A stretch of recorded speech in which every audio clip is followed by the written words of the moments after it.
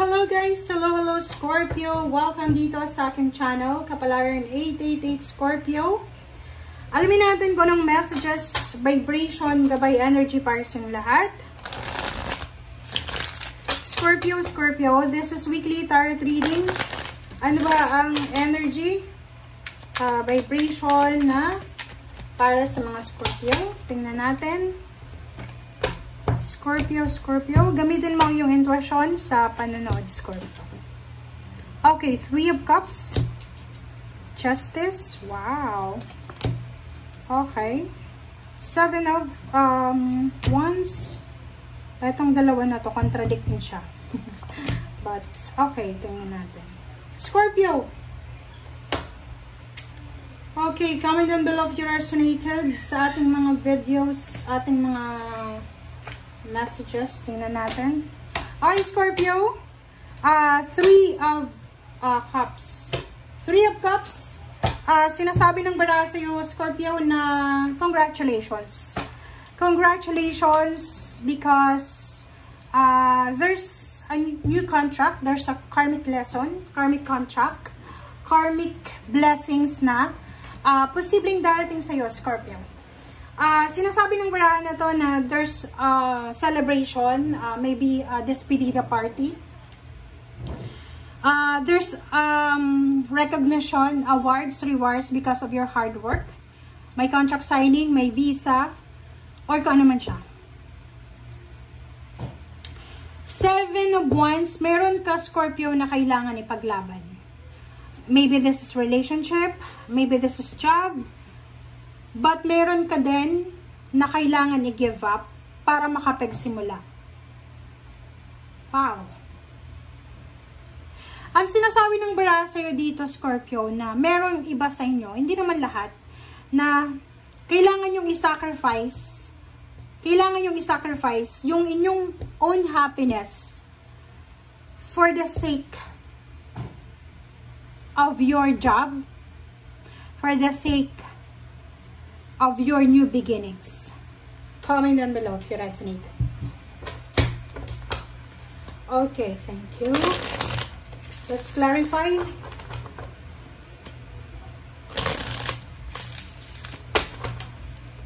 Okay, clarify na natin yung 3 of Cups. 3 of Cups, sorry.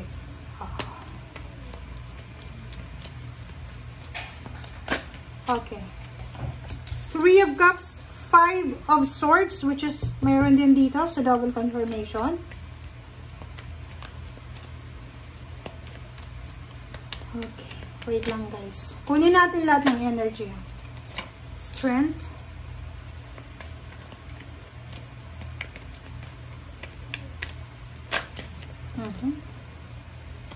Victory, success. Okay. For the 3 of Cups, sinasabi ng bara sa'yo dito na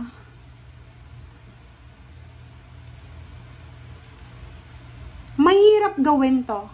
Mahirap gawin eh. Kailangan mong i-give up. And para i-give up mo siya, your own happiness siya eh. Diba? Like, emotionally, parang kailangan mong i-give up yung love life mo or emotion. And you need to be strong. Diba? Kailangan maging strong dito eh. Kasi kung hindi ka masyadong malakas, or kung hindi ka masyadong strong yung personality mo, or hindi ka masyadong matatag, hindi mo daw magagawa to eh. Kasi you need to sacrifice your present situation for the future. So nakikita ko sa'yo dito, na posibleng meron ditong travel na gagawin. Okay? So, maybe you will traveling, going to other country, or relocation, or travel. Kailangan mo talagang mag-sacrifice for that. Pero, kung ano man daw tong gagawin mo sa ngayon na sacrifice, yan ay talagang sure na mayroong victory and success na darating sa'yo. Kumbaga, kung ano man tong plano mo sa ngayon, pero ang nakikita ko sa inyo dito, this is relocation movement. Hindi ko alam kung anong gagawin mo, lilipat ka ng lugar, lilipat ka ng tirahan. Basta ang gagawin mo na to, gagawin mo siya hindi para sa ngayon. Gusto mong maging maganda ang takbo ng iyong future. Okay. Okay, let's clarify the Justice card. Ano ba yung Justice na yan? Libra energy, ano ba yung kailangan balansehin? Okay, relationship talaga to. Kailangan mo daw balansehin yung iyong relationship ko. Kaloka ka? So, ibig sabihin dito, tingnan mo, may mga job offer talaga na inilalahad sa'yo ang universe. Kumbaga, binibigyan ka ng pagkakataon ng universe na magkaroon ng pag-asa, new beginnings, new start, restart, fresh start. Pero, hindi ka makapag-desisyon eh. It's because of your family or because of your love life. Kaya nga sinasabi na kailangan mong i-give up. So, kung ano man tong balitang ito na good news, like kontrata, may nag-offer sa'yo ng job, hindi mo magawa-gawa, it's just because of your relationship eh.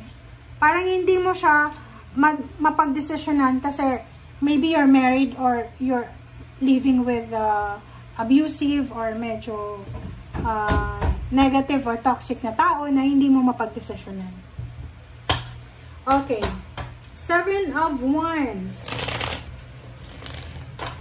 7 of Wands. Oh. Okay. Wow.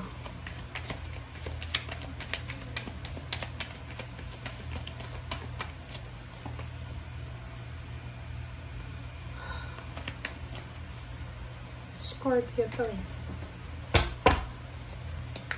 Bakit ganun, Scorpio?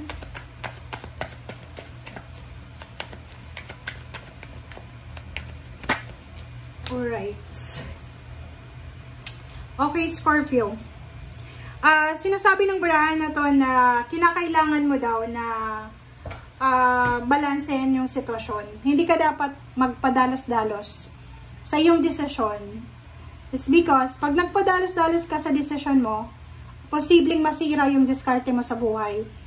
And at the same time, masira yung pamilya mo. So, yung mga Scorpio dito, pasensya na kung may nasasabi akong ibang zodiac sign na. Yung mga Scorpio dito na possible na, yun, meron siyang choices and option na pinagpipilian, pero kailangan niyang i-sacrifice yung kanyang pamilya, kanyang relationship, para sa balanse sa pera, para sa trabaho. Sinasabi ng baraha sa'yo na mag-isip ka muna. Pag-isipan mo muna ng mabuti, kasi pwede kang magsisi sa bandang huli. Pwedeng masira yung family mo because of kagustuhan mong maging mayaman or maging financially stable. Okay. 5 of Swords. Okay. Choices.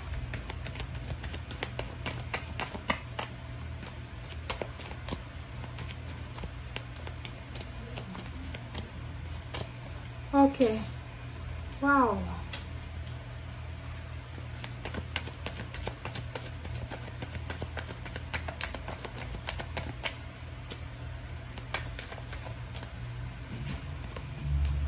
Okay.